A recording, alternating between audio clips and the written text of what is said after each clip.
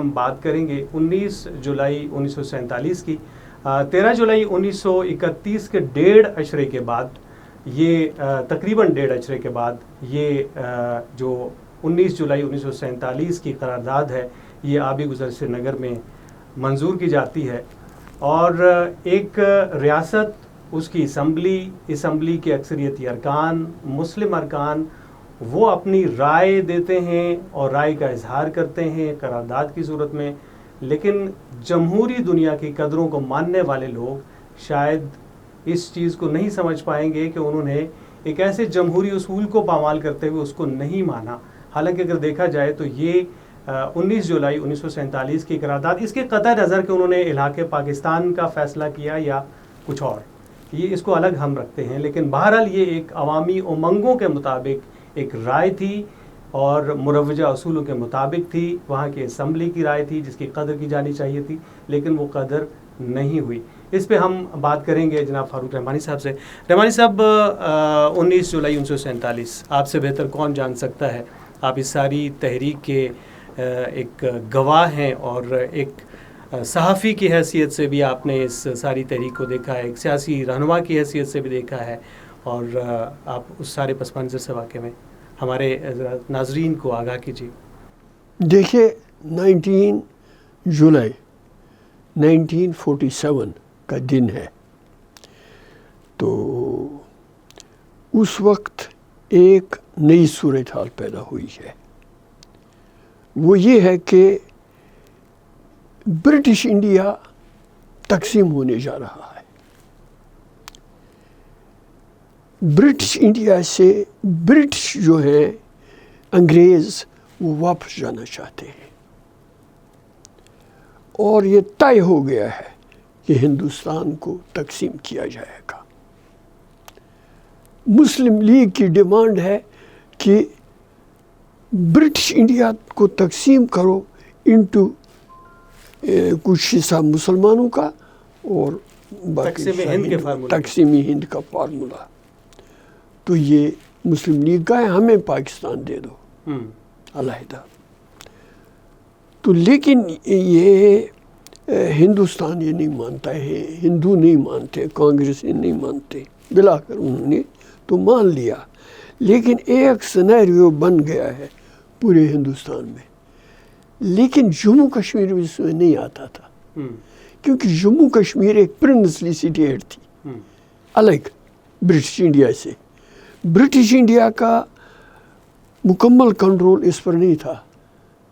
British India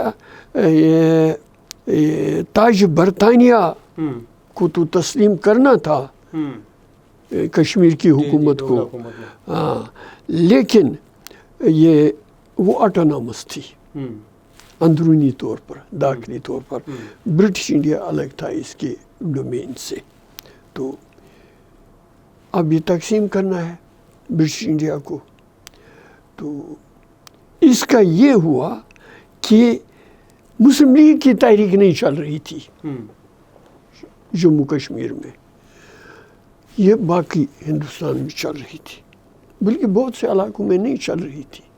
یہ زیادہ تر انہی علاقوں میں پاکستان کی تحریک جو تھی، یہ تو اب ایک چیز ہے کہ ان علاقوں میں زیادہ چل رہی تھی جن کو پاکستان میں شامل نہیں ہونا تھا. دہلی، یو پی، ایسے شہر، انہوں نے بڑی قربانیاں دی ہندوستان کے مسلمانوں نے. تو اس کا اثر ہندوستان کی تحریک کا اثر، تحریک پاکستان کا اثر کشمیر پر پڑا. حالانکہ کشمیر میں یہ تحریک نہیں چل رہی تھی، لیکن جب پاکستان کا نام آیا منظر پر، یہ کوئی اسلام کے نام پر بننے والا ہے کوئی ملک، ایک ملک، تو سینٹیمنٹس ابھرے. پاکستان کا مطلب کیا؟ لا الہ الا اللہ. سینٹیمنٹس ابھرے. کشمیر میں بھی ایک راو شری، لیکن کشمیر میں آرگنائزیشنل یہ وہ بنیادی نہیں تھی مسلم لیگ کی. مسلم کانفرنس تھی.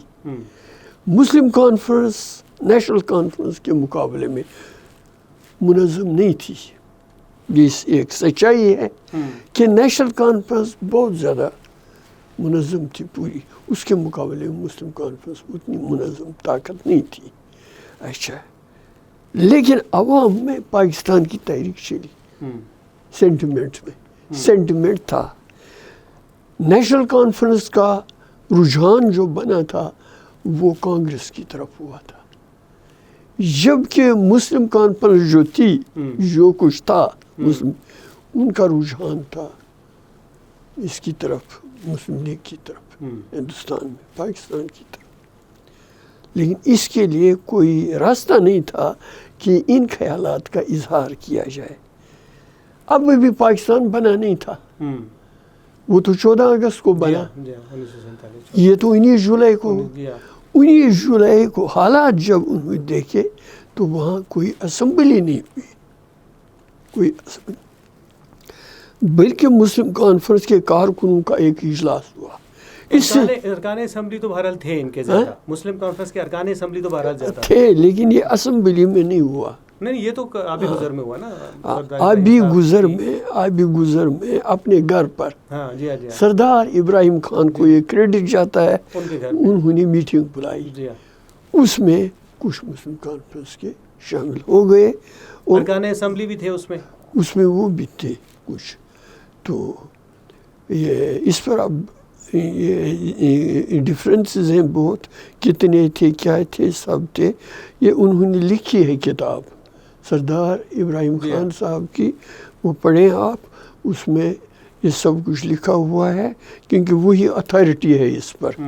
تو انہوں نے بلائی اجلاس، اس میں انہوں نے یہ قرارداد پاس کی کہ یہ پاکستان کے ساتھ شامل ہو جائیں گے جموں کشمیر.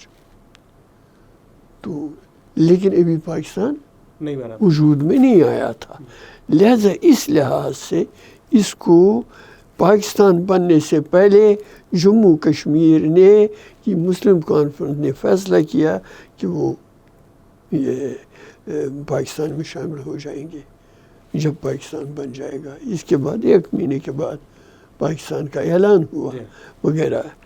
تو قرارداد لاہور میں 23 مارچ 1940 کو یہ قرارداد لاہور پاس ہوئی ادھر.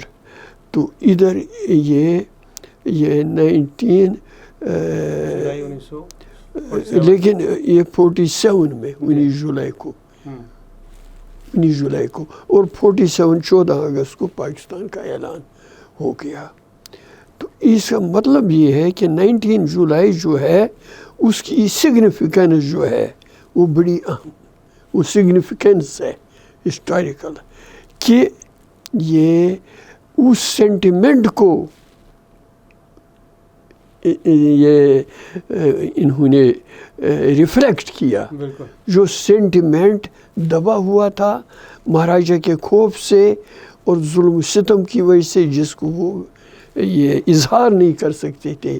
اس سینٹیمنٹ کو اس نے اس قرارداد کی شکل میں وہاں پر یہ ریفلیکٹ کر دیا، آبی گزر میں بیٹھ کر جنہوں نے پہ کیا، اور یہ بنیاد بن گئی وغیرہ اس کی.